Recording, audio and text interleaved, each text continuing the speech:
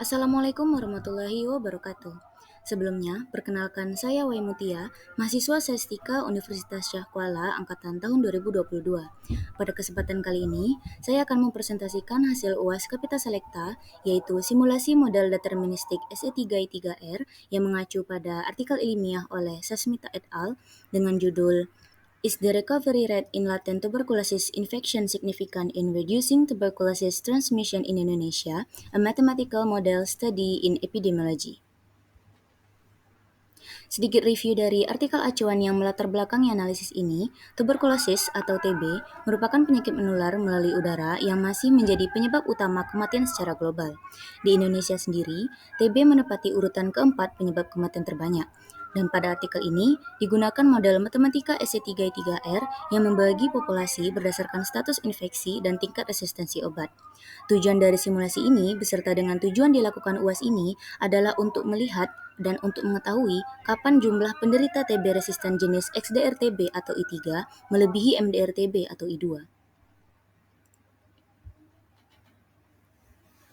Model SE3I3R membagi populasi ke dalam 8 kompartemen, dimulai dari S sebagai individu yang masih rentan, lalu E1, E2, dan E3 sebagai kelompok yang terpapar TB laten, dengan 1 adalah DSTB, 2 adalah MDR-TB, dan 3 adalah XDR-TB. Kemudian, masuk ke fase infeksi aktif yang dilambangkan dengan I, dan yang terakhir, R merupakan individu yang sembuh dari TB. Kemudian, model ini menggunakan pendekatan persamaan diferensial biasa untuk memodelkan transisi antar kelompok. Dapat dilihat rumusnya pada layar. Selanjutnya, dilakukan simulasi model. Yang pertama, mendefinisikan model SE3I3R sebagai fungsi yang memuat 8 persamaan diferensial, masing-masing mewakili laju perubahan dari 8 kompartemen dalam model, seperti yang sudah disebutkan sebelumnya, beserta dengan total populasi N sebagai jumlah semua kompartemen. Kemudian mendefinisikan parameter model dengan nilai atau value yang disesuaikan seperti pada artikel acuan. Setelah itu, menetapkan kondisi awal populasi pada tahun 2018 berdasarkan data dari artikel untuk ke-8 kompartemen. Dan yang terakhir, dilakukan simulasi selama 13 tahun dimulai dari tahun 2018 hingga tahun 2030 dengan interval waktu setiap bulan. Dan hasil simulasi ini disimpan dalam bentuk data frame. Hasil dari simulasi yang dilakukan berupa grafik, tahun, dan juga jumlah populasi. Grafik berikut memperlihatkan hasil visualisasi jumlah penderita dan juga titik potong I2 yang ditunjukkan pada garis lurus dan juga I3 yang ditunjukkan pada garis titik-titik. Selama periode 2018 hingga 2030 dengan skenario recovery rate 3% yang ditunjukkan dengan warna biru, 10% warna merah, 20% warna hijau, dan 30% warna ungu. Dari kurva tersebut dapat dilihat bahwa pada awalnya populasi I2 jauh lebih tinggi dibandingkan I3.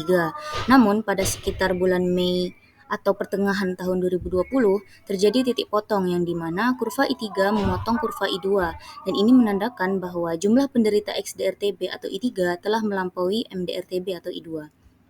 Hal ini juga dikenal sebagai titik crossing atau crossing point. Kemudian pada tabel 2 dapat dilihat secara umum populasi I3 telah melampaui populasi I2 terjadi pada tahun 2020 kecuali pada recovery rate 30% yang terjadi pada tahun 2019. Hal ini juga menunjukkan bahwa semakin tinggi recovery rate, semakin cepat pula waktu I3 melampaui I2.